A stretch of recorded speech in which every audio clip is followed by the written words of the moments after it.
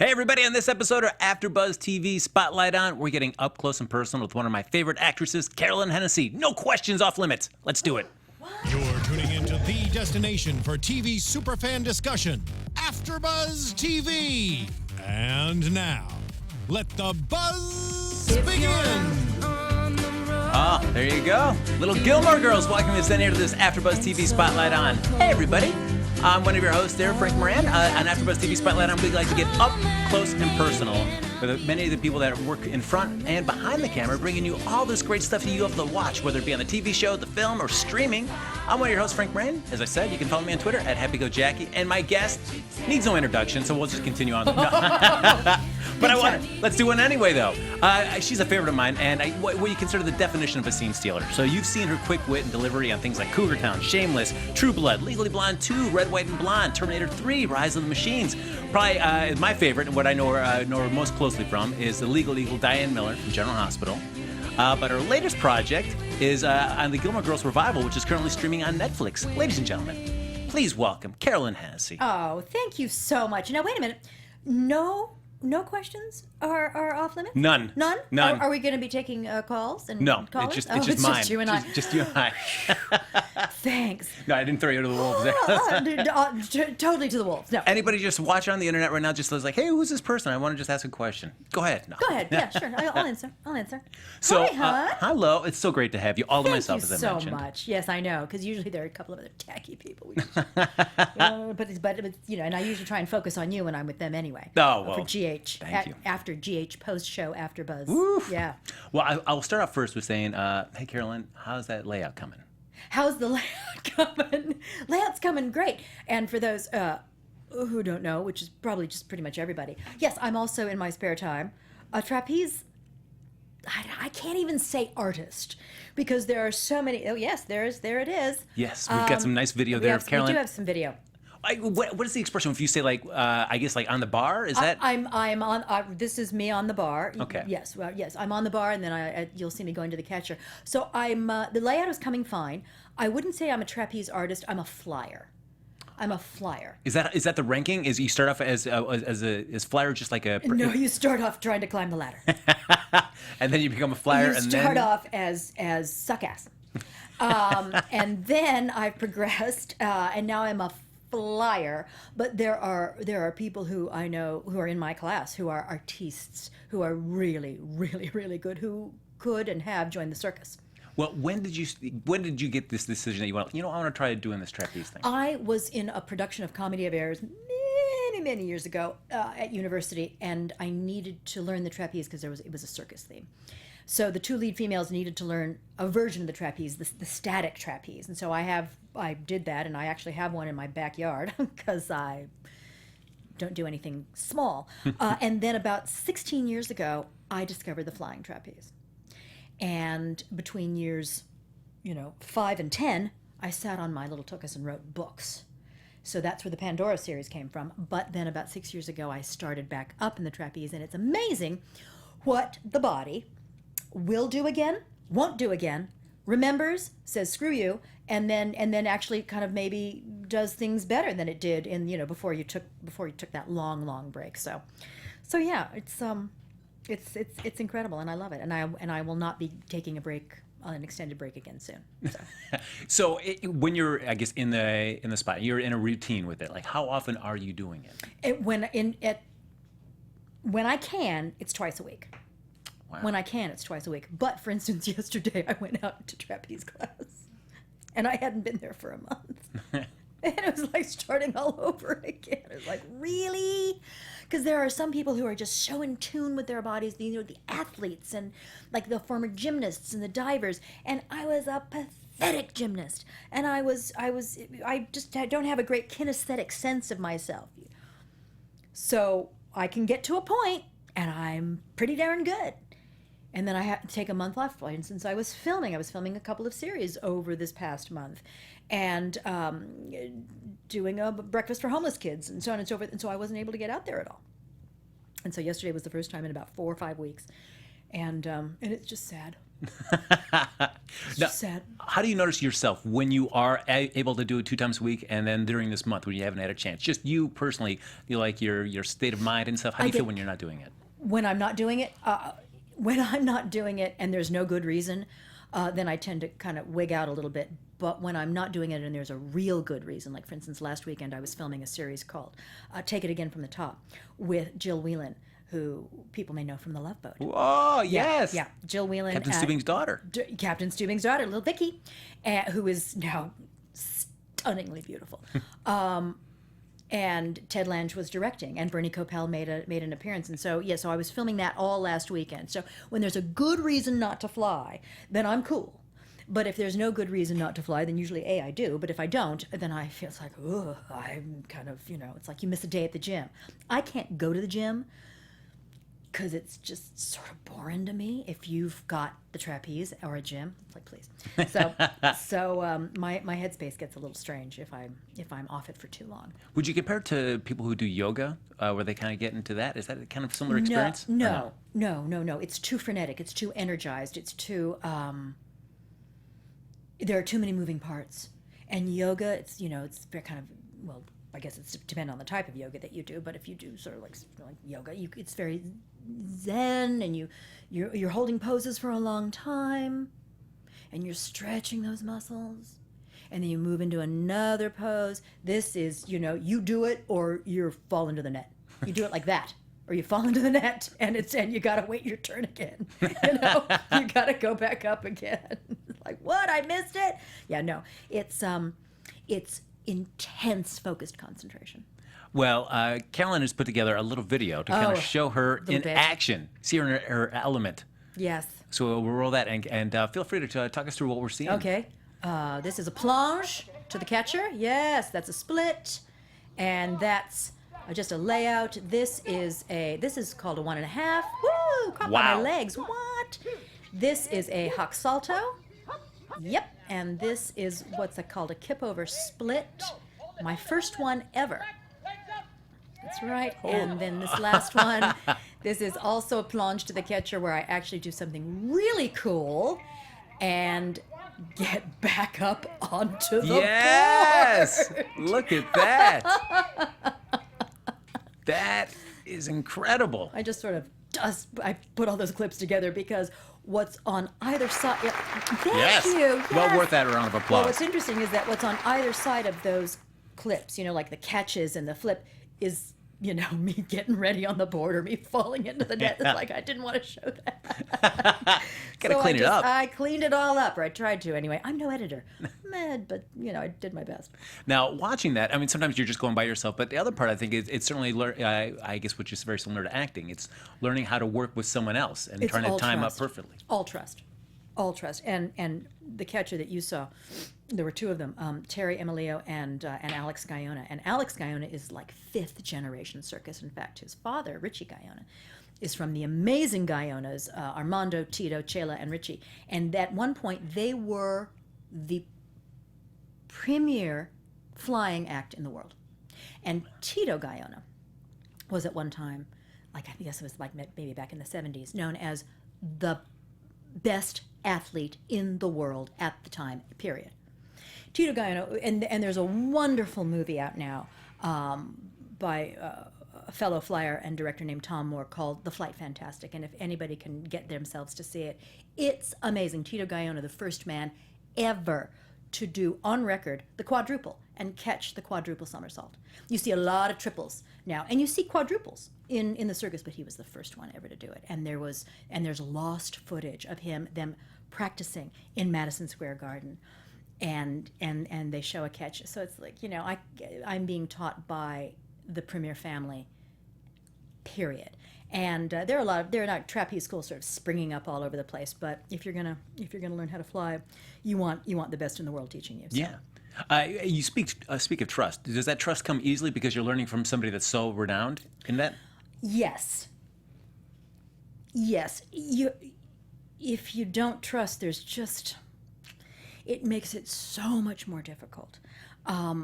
People. I think everybody in the world should climb the trapeze ladder once and take a swing, because if you can do that, you can do anything.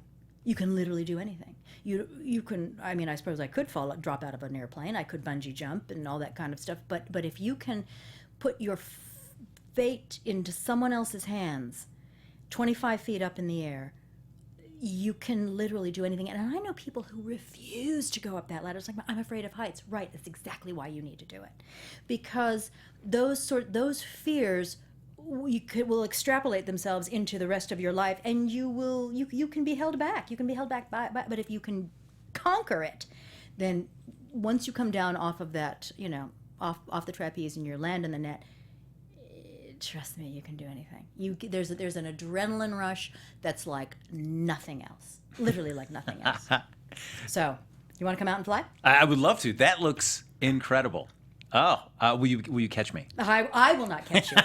No. You wouldn't want to catch us. We will have two of the finest catchers in the world, who are they catch out at Richie's. Yeah, Richie Guyonna's. It's Guyonna's Trapeze Workshop in Woodland Hills, on Candy Cane Lane. And this time of year, Candy Cane Lane in Woodland Hills in the San Fernando Valley, it's all decked out.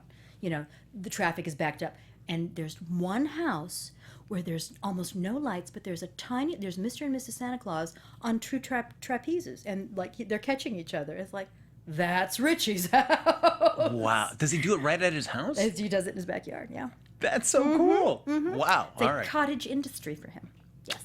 Well, yeah. Very nice. Well, he has amazing neighbors. What a great thing. You just go out in your backyard and you see people just kind of just swinging away, practicing. Seriously. I would, if it were in my backyard, A, I'd be over there. Yeah. But B, when I wasn't over there, I'd be out by the pool with some sunglasses going, nope, you broke back too soon. Yep, okay. Yep, yeah.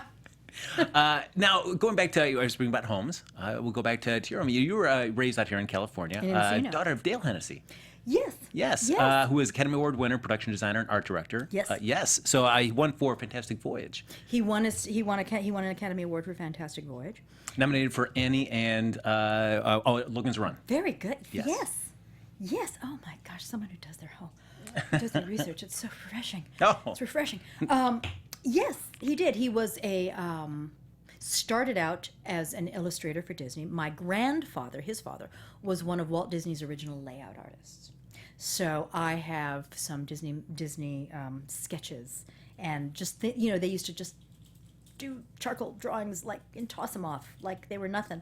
So I have some of those from Pinocchio and Peter Pan and Fantasia in my home. And then my father also became an illustrator for Disney before he became a production designer, but it was at the time when Walt was creating this little thing called Disneyland. And so he would walk up and down the rows of his designers and say, I need an idea for a central street. I need an idea for the world of tomorrow.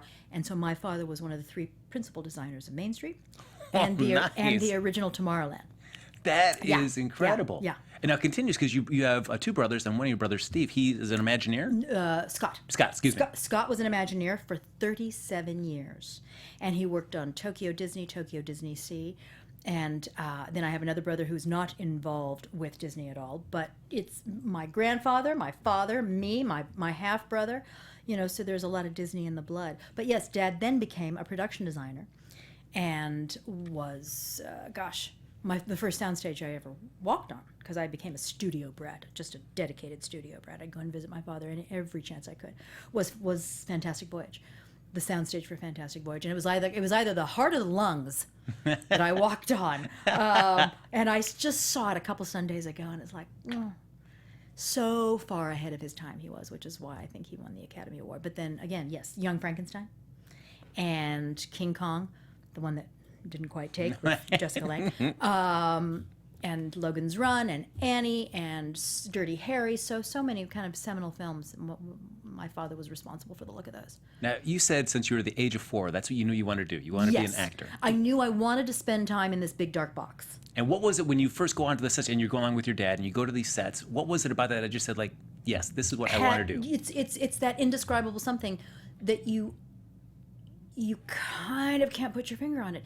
It was mysterious. It was huge, but it was dark, and yet far across the stage there was it was like a hive of activity, and there was a concentrated light source, and there were free donuts over here, but there was there was all of this activity happening far, far, far, in like the center of this soundstage, and you had to kind of like walk through all this dark to get to it. And when you got there, I mean, it was just, it was action central. And I thought, whatever is happening here is very focused, it's very concentrated, and it's very important. Wrong. But still, I was mesmerized, and I said, whatever happens here, I'm going to do it. I'm going to do it.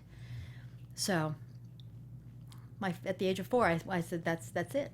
So while you're going to school, you're going to grade school, high school, are you then just spending the weekends going with your dad to various sets? A lot of the time.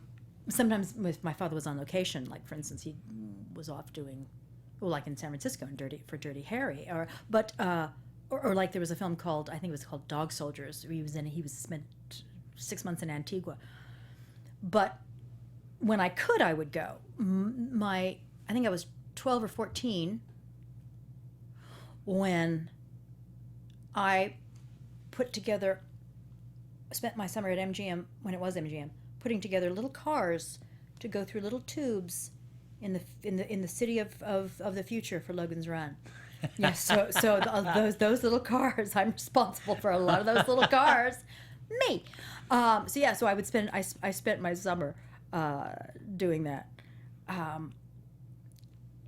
But when I was in school, I had a brief flirtation with gymnastics, which was tragic, and then I didn't really want to do anything else. I knew that there was never anything that I was going to do. It was going to be that. I feel like that's because some people go their whole lives not knowing exactly what they want to do. Oh, and for some people it comes 4. later in life. 4. But for you, boom, at 4. No question. How does that just affect just the way that you kind of pursue things? Well, it makes, in a way, it's a little easy. It was a little easier for me because my peers at school, it was like, God, I'm a lawyer or an accountant or do I want to do this or ballet? I had one girl who wanted to be in. She had made her mother get up at 5:30 every morning to take her to the ice skating rink, and she was going to do this, and then she dropped that off at 16. I was never. It's like, okay, yeah, hope you good with that law degree. Go medical school. I'm not interested. I'm gonna do this, and every choice that I made, with the exception of gymnastics, was geared to that. Yeah. So I was up at American Conservatory Theatre, and then I went to the Royal Academy of Dramatic Art in London, and came back and just started pounding the pavement in my mid-20s. So while you're in grade school and high school, did you get involved in doing any theater then? Oh, or yeah. Did you kind of... Mm-hmm. Yeah, lots of, children's plays. I was not a child actor. I was not a professional child actor.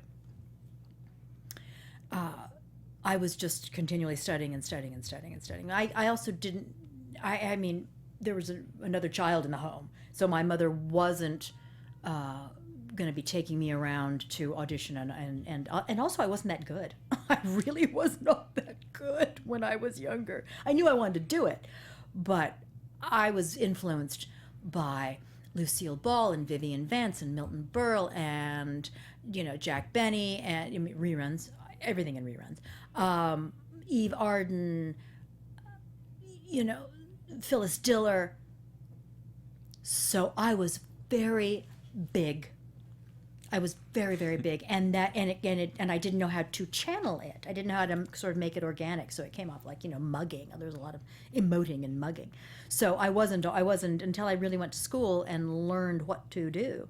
I wasn't all that good, so I had to keep studying. I was one where it's like school made me better. There was a lot of stuff that's organic, but a lot of stuff needed to be molded too.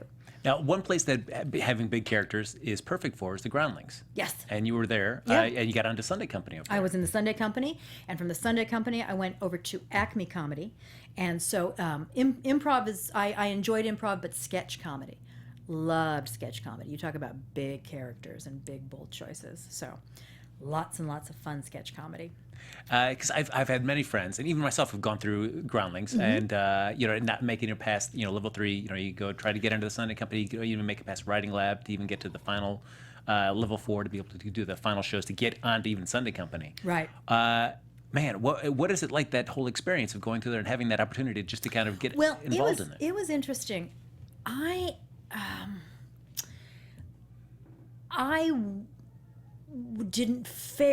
fared well at the Groundlings. I didn't actually have to repeat any courses. Of course, they also didn't have 1,500 of them the way they do now. They had 4. There was beginning, intermediate, writing lab, and advanced, period. And so I went through all of those, and then I delayed 6 months before going into the Sunday Company.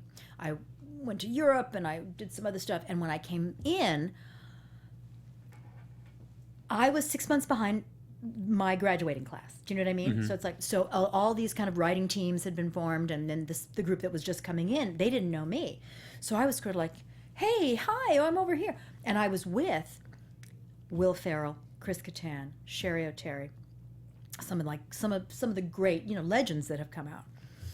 So it was really interesting being there. I was there on nights that were very, very special, watching a night at the Roxbury, watching the cheerleader or the yell leaders for the first time, seeing exactly why Chris Kattan and Will Ferrell were going to get onto Saturday Night Live immediately.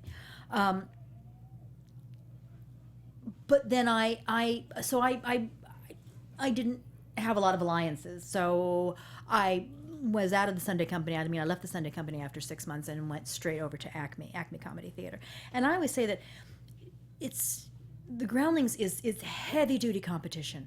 There's some, it's almost soul crushing competition, because NBC, I believe, still has its first look deal to glean from the Groundlings for Saturday Night Live, and probably also, Upright Citizens Brigade and all these other, Improv Olympics and Second City for the, they're not ready for primetime players. But it was brutal when I was at the Groundlings. The Acme Comedy Theater, when I was there, it was much more kind of camaraderie based, and everybody was really intent on helping everybody else. And so, I was there for, I think, 10 years, and I've got friendships now that I still cherish from those days. I would think, regardless of the competition, though, the nice thing about that process is that every week you're generating new material. No, absolutely. And for somebody that went on to go do writing, the Pandora series, the Secret Life of Damien Spinelli, right. having that experience of having that those intense deadlines, was that very helpful in your further writing career? Oh yeah. And learning how to play well with others, because I had some amazing writing partners, both at the Groundlings and at Acme. Just wonderful writing partners. And having to write on a deadline, and then having to go and it didn't work, and you have to revamp it for the next week, and then you have to, and it's going into a show on Friday. You get together. You've got your group meeting on Monday, and it's going to go in a show on Friday, but there's still some tweaks, and your director's just trusting you to make those tweaks and make it right. So those were some heavy-duty deadlines, but they were a lot of fun. Now, as we're talking a little bit about your writing, certainly doing something like the Groundlings, and you were writing with all those different people, it's much more of a collaboration. Right. Pandora, Secret Life of Damien Spinelli, solo projects for Totally. yourself. So what's it like just being able to, you get a chance to do everything from, beginning to end, and it's just your baby the whole way through? It's the most liberating, it's the most liberating thing ever, with the exception of the trapeze. It's probably the best thing I've ever done, and that includes any role that I think I've ever played on television, because it came directly out of my own head. It's not out of my head, or out of someone's written it down on paper, and then I'm being directed to do something and being wardrobed to do something else, and then I'm gonna act it, but it's there's all that collaboration that's going into it. No, it's all me. It's just all me, with a wonderful editor, but seeing that something then come to life, and I remember when I first got the first book, the first manuscript of Pandora Gets Jealous, which is the first of the seven in the Pandora series. And I was like, at my kitchen table, I just broke down. I was like weeping, because it's, to see something that's in your head, and now you're holding it in your hand. And other people are going to be holding it in their hands, and kids are writing in saying, I did my first book report on Pandora. I went as Pandora for Halloween. It's incredibly gratifying, but also knowing that you can take the story any way you want to is terrific. And the same with The Secret Life of Damien Spinelli. They gave me kind of carte blanche to write these stories. They being Jill Farron Phelps and Bob Guza, who were the executive producer and the head writer of General Hospital, I guess was 2010, 2011. when they asked me to write this. And they just trusted me. And I hope I delivered. I think I delivered. So...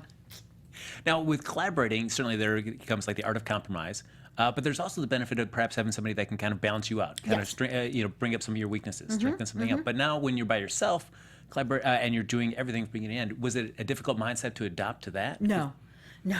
Apparently, I'm a control freak. Apparently, I'm just a control freak from the word go. In fact, editor, what? You want to do what? Hit the bricks. I'm doing this. I'm sorry, I'm married to all of these words. No, I fortunately had a wonderful editor. And I wrote without any outlines. And people go, what? Like, yes, I guess these were just stories that needed to be told. I know these girls. For those who don't know, my Pandora series, it's a retelling of the classical Greek myth of Pandora. And Pandora in my story is a 13-year-old girl who's got a big project due at school. She lives, 2,000 years ago in ancient Greece, heroes and gods, goddesses, monsters. And she's procrastinated, and it's the night before the project when the series opens up, and it's the night before it's due, and she's got nothing. And she finds the box of evil. And she knows what's inside. She's like underneath her parents' bed, just sort of tucked, behind some rolled up carpets. And she knows what's inside, and she knows she's not supposed to touch it. Think about it, and wouldn't it be cool to take to school? And so she does, and all hell breaks loose. And she is given a choice by Zeus, who's the king of the gods, who says, you did this, you let everything go, so now you got to have to either get everything back that was in the box, you got to get it back in, or you have to suffer eternal torture and torment. And she goes, I think I'll try and get everything back. Just going to try. I'm probably going to be killed, but I will try. And so therein starts her adventures. And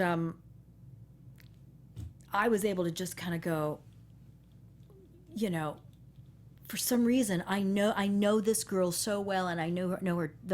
Everyone that I peopled this world of hers with, I know them so well. I think Pandora's pretty much like me. So it's like, okay, what would I do in this situation? Well, we don't want to do that, because that got you into trouble as a 13-year-old. So it was very cathartic for me to write it. These three heroines who go off and save the world. Now, as you mentioned, there's 7 books in the series. 7. So at the end of book 7, do you have an interest in doing more, or is 7 kind of like, I feel like I've concluded the series with these characters? I concluded that series, but there's a prequel that I'm considering writing, because in book 2 of the Pandora series, she's joined the 3 girls, Pandy, and her 2 best friends, are joined by this very hunky, fabulous 16-year-old gladiator school dropout named Homer. And so Homer's adventures, I'm considering, Bloomsbury would like another series based on Homer.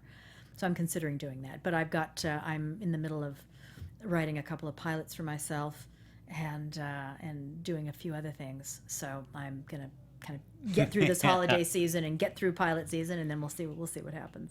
Was it? Did you feel like good leaving them at the end of book 7? Like, all right, I'm good. I left them in the. Are you kidding? It's wrapped up with Christmas ribbon. And were you happy? Like, I'm ready to walk away. Very, very happy. Yeah. Very happy. Yeah. I took them.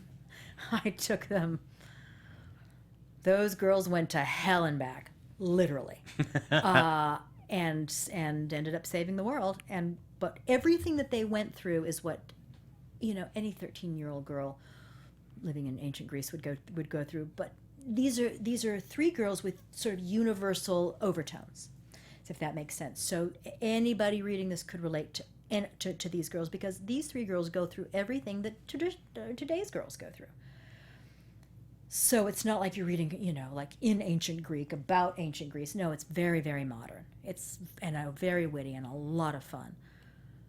So these girls had to learn to live by their wits and rely on each other, and it's all about girl power and taking responsibility for your own actions and saving the world and having fun and crushes and jealousies and rivalries and this kind of thing. And in the end, they end up growing up in the best possible way, these girls. So Well, Carolyn, I would probably consider you just like the definition of a Renaissance woman. So I mean, so you act, then. yeah, you're doing the trapeze, Yep. right? Yep. But I also saw some video there on your Facebook. What have I done? You at the gun range.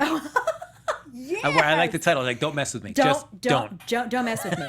Don't mess with me. And that was actually from a year ago. And so Facebook will repost. And so I reposted it again and I wrote seriously badass. Just seriously badass. Yes. I purchased my Glock. I saw you handling it like a pro. Yep, I purchased my Glock about a year and a half ago and go out to, it's called Taryn Tactical out in Simi Valley. Taryn Butler, who is the armorer to the stars. What a title. I guess Ethan, who was in The Matrix? Oh, Keanu Reeves? Yes, sorry, Keanu. Keanu Reeves was practicing. He practices out there. Johnny Depp is out there. A number of people are out there. That's where Hollywood sends their stars to learn how to shoot. And Taryn happens to be a very good friend of mine, so I was out there. Yes, it's like tap tap tap tap tap tap tap tap. Apparently I have very good grouping. Well, I guess that's the secret, that you have to double tap, right? Got to double tap. Because you shoot them once, they could come back at you. Yes, and if you shoot them once and you miss, Yeah. so you want to try and double tap them. Yeah. What was your learning curve like? Apparently, it was very, very fast. Oh, Yes, don't mess with me. that's right. Just don't. Don't come to my house. Don't come to my house because you don't know where I keep that Glock, but I do. Yeah, yeah. So be warned.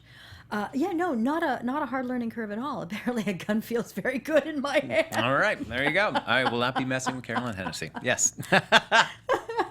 Now, one thing I do want to get back to, because we talked about it just for a second before we got on. Just like, should I save it for when we're talking? I was like, all right, let's do that.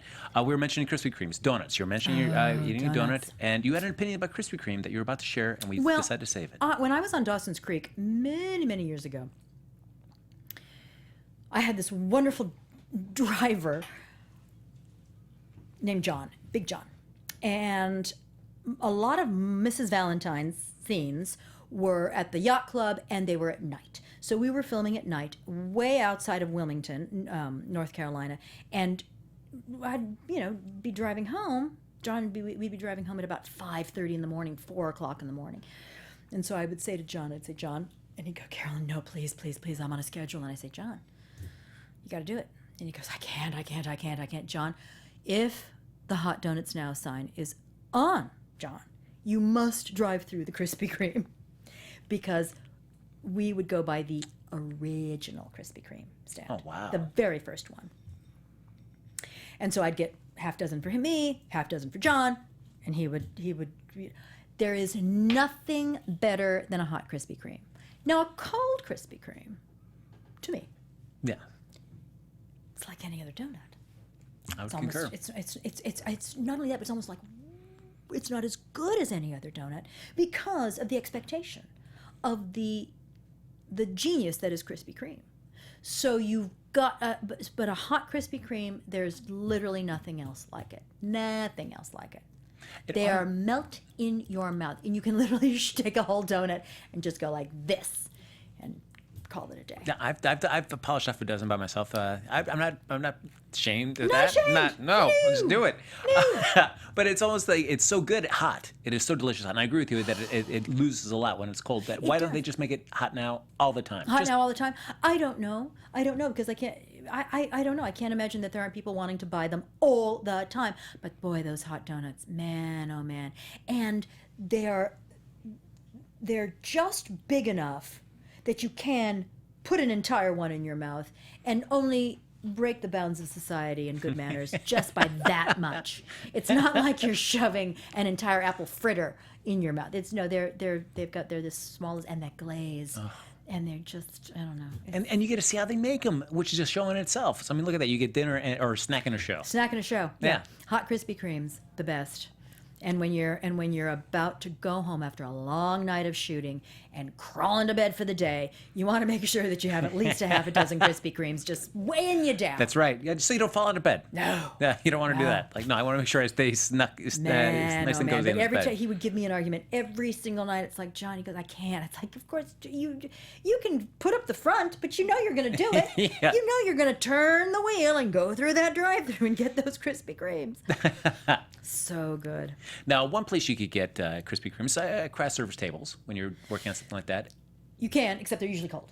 Yes. You can, and yes, craft service tables. A good craft service table will have a box of Krispy Kremes. And what I like about you, though, is that you're doing TV shows, many other productions, things like that. You're doing live, like in Hairspray Live. Hairspray Live, the Yes. Toyota commercial for Hairspray Live. But you're also doing web series, too. Yes. You do a lot of web series as well. And I know we talked previously before about a friend of mine, Chris Alvarado, doing his siblings web series. And I would think, like, Carolyn Hennesy, how am I going to get Carolyn Hennesy to be in my production? But you basically ask. You say, Carolyn, we can't pay you anything, but there's Krispy Kremes at the craft service table, and I'm there. No, in fact, I believe were we talking about it before? Jill Whelan? Yes. Yes. I just did Jill Whelan, also known as Vicky, on The Love Boat. She just did a series. Her and Leah Mangum, who is Jonathan Mangum's wife, and Jonathan Mangum is Wayne Brady's sort of top second banana on Let's Make a Deal. So his wife Leah and Jill wrote a fabulous series for themselves, directed by Ted Lange.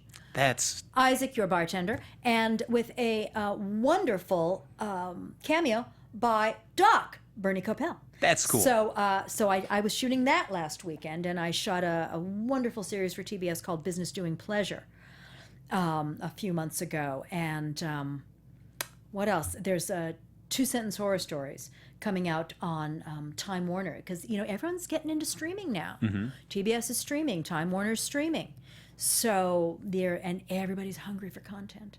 So, and now I'm also starting to produce a little bit. But for you as an actor, some actors may say, like, you know what, that's beneath me. I'm not going to do something like this. No, because you never know where it's going to end up. Never. No. And for you, is it just if the idea sounds fun, it's your game to do it? Absolutely. Absolutely. Now, you mentioned producing. So, and you also said you're writing some pilots for yourself as well, too. So what are you kind of working on in those I'm avenues? working on a pilot called But Wait, There's More, with my writing partner, J.J. Levy, and that's a vehicle for me, and we're going to see where that goes. There's another show that I'm producing called Bleeding Hearts, which all takes place at the wrap party for a schlocky horror movie called Blood Bucket 4. And so I'm trying to be a little bit more in control of who gives me a job, namely me. So to go on for that, to see somebody that walked with their dad to set, pushing the cars through in like Logan's Run, to doing acting and now going behind this camera and doing the writing and the producing. So in terms of doing this whole gamut, how are you excited about the journey you've kind of taken through Hollywood? I will be very excited when anything that I produce actually gets on the air. Other than that, I will simply feel like a poser. I will feel like, sort of... But it takes so much to get something produced in this town. Years and years. Writing takes a long time, unless you're being paid to do it, and it's just that's your bread and butter. But if you're trying to make your living acting and writing on the side, and then being in all these various productions, being in all these various shows, I think it's going to be wonderful when my first production gets on the air. I'm hoping. And I think it's just sort of the natural progression for me, now wanting to be more in control. I think everybody wants to be more in control of, especially in this very, very gypsy-esque business. This kind of, you make camp here, and then you make camp over here, and then suddenly someone's offering you a job, so you make camp here. There's nothing stable about show business. Nothing.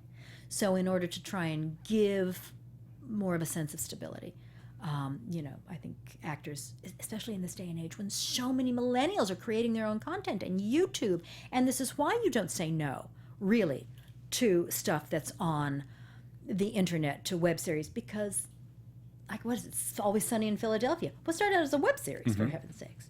I think My Crazy Ex-Girlfriend started out as a web series. You simply never know. A lot of them don't make it, but some of them do. I feel like that's always a struggle with somebody putting content on YouTube. Certainly, because it's creator owned, you get to call the shots, but you may not have access to the kind of budgets or the talent that you'd like to. So then, when you all of a sudden get noticed and you start getting that attention, you can get access to that. But then your sense of control may be a little squeezed because you have other interests involved. That's right, and other balance. people now are paying you, and other people want to come over and pay you for your vision, but kind of stamp their imprint on it. So if you're smart, you go, yes, stamp your imprint away. Because pay me some money. Yeah, it's I'll be lucky. I can't wait for the day that someone says, we would like to stamp our imprint on your series, Carolyn. So.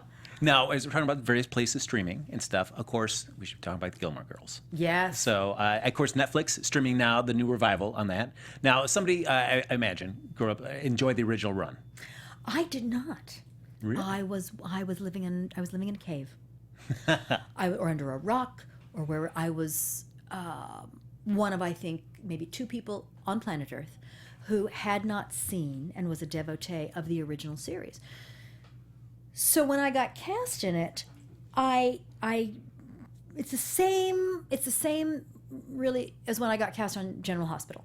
I hadn't watched the show in years and years and years. So when Mark Teschner, who's the casting director for General Hospital, said, "You're going to be Sonny's lawyer," I went, "Great, who's Sonny?" Silence on the other end of the phone.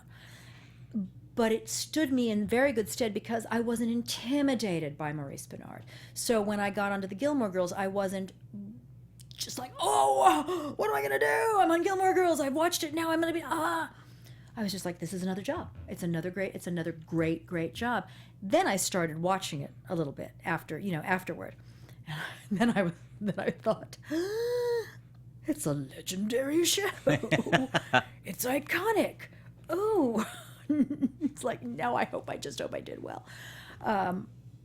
And then I've seen the entire reboot. So now I'm sort of caught up on like the last 4 words and how fast Lauren Graham can speak precisely, Amy Sherman Palladino's words and just sort of the legend that I walked into, and especially Kelly Bishop.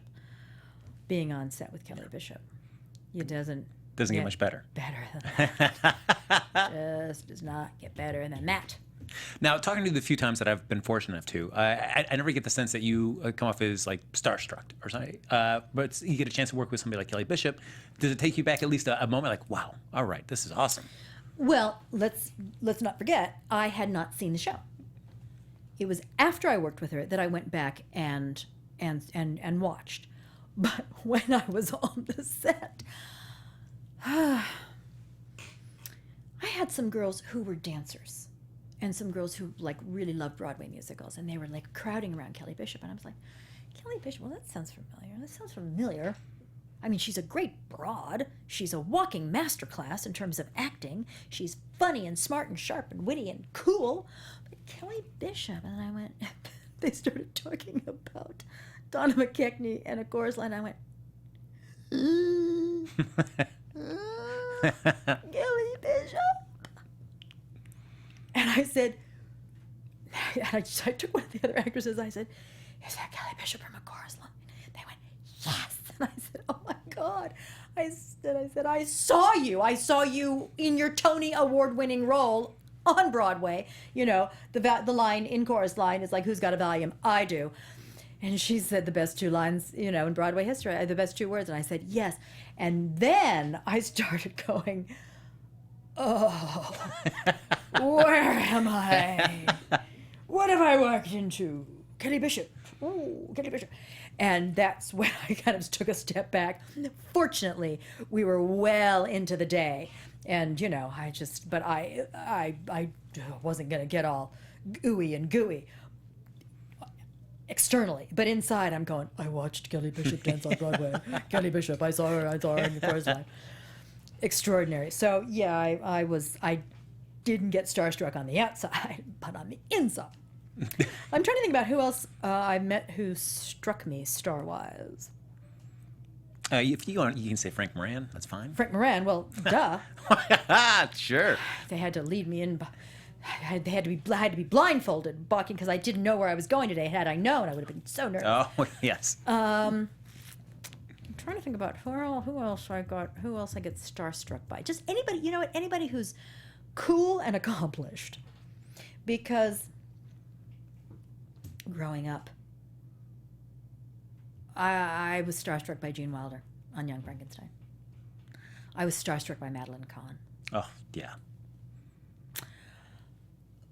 But I also saw people when I would go and visit my father and hear things and instinctively know that these were cautionary tales. Don't behave like this. Don't do this. And my father was wonderful in terms of saying, kiddo, if you're going to be an actor, that's fine.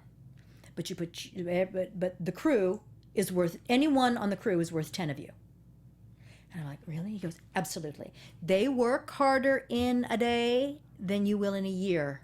They're smarter than you. They're better read than you. They are more grounded than you are. They're just oftentimes better people. And I thought, okay, I want to be an actor, but I want to be well regarded by the crew because I regard them so well.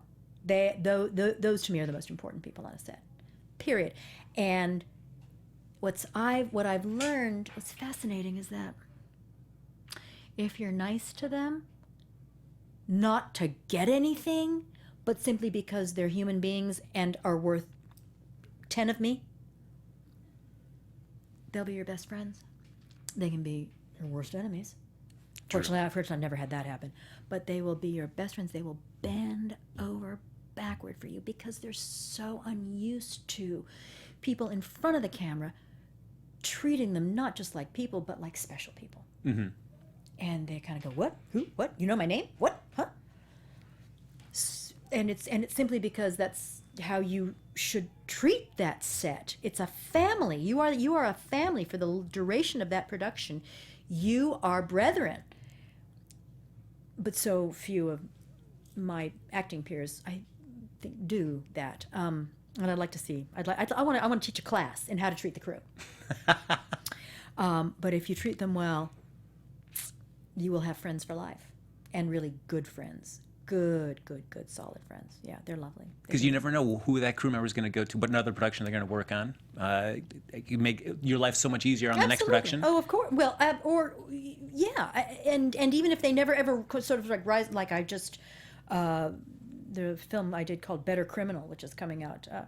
The first AD says, "Hey, I'm directing now." It's like, well, that's cool, and you were cool to work with. Well, that's cool. It's like, all right, because you're not nice to people to get anything out of them. If you do, it's gravy. Yeah. But sometimes it's gravy. You know what I mean? It's not because you never know, and you want to always have, you don't want to take crap, but you always want to try and maintain the best possible reputation in this business because it's all reputation. Well, it's all I guess that's pretty much all you have. Yeah. Yeah. Yeah. How your character. It's how you are viewed. What's the quality of your character? Now, one last thing about the Gilmore Girls is Amy Sherman Palladino. Mm-hmm. When you think about great TV writers, especially of the last couple decades, you think of Aaron Sorkin on West Wing, Amy Sherman Palladino on on Gilmore Girls. So getting a chance to say her words, read her script. You as a writer, is there anything that as you're reading that and seeing how she puts things together, that you start wow, I want to steal some of those ways that she does it, or learn something from that to apply to my. Well, yeah, lots of lessons to be learned, but also in reading it, it's just flows. It flows as it flows out of Lauren Graham's mouth. That's exactly how it is on the page. Fortunately, I didn't have any of the great Lauren Graham monologues. You mean those lengthy monologues? But it's logical. You read her writing, and it's just logical. There's a lot of it, but it makes sense on the page, and it's so logical that it's easy for an actor to make sense of. And I have been asked a lot, well, was it daunting, all of that dialogue? It's well, first of all, my character didn't have pages of it. But it wasn't daunting because of my General Hospital training. And, Gilmore Girls, we did, I'm going to say maybe 3 or 4 pages a day. General Hospital, we do sometimes 140. And I'm responsible for maybe 40 of those pages. So the volume wasn't really an issue, but the precision. Because on General Hospital, I can fudge a little bit. Because it is 40 pages. And anybody who can, I don't have a photographic memory. So they allow me to sort of ad-lib just a little bit. Thank you, Groundlings. Thank you, improv training. But Amy Sherman-Palladino's like, no. I wrote the word these. Do not substitute those. Period. And she has, and she's so specific, and it just made better sense if you just said the words as she wrote them. But it was just a couple of times that the script supervisor had to come over and go, Carolyn, it's these, not those. It's like, oh yeah. But Amy directed the episode that I was in, I believe. Oh, cool. Yeah, and so she was, she was very, very groovy, very cool. She and Brad were both there. Dan Sherman. Brad, Dan. Her husband. Her husband. We'll go with her husband. You know what? Amy was just. I love the husband, but Amy is such a force of nature. It was like I just focused on her. And I saw her at the opening, and there's a wonderful bit about hats in the fourth and final, the autumn, the episode, one of the 2 episodes that I was in, and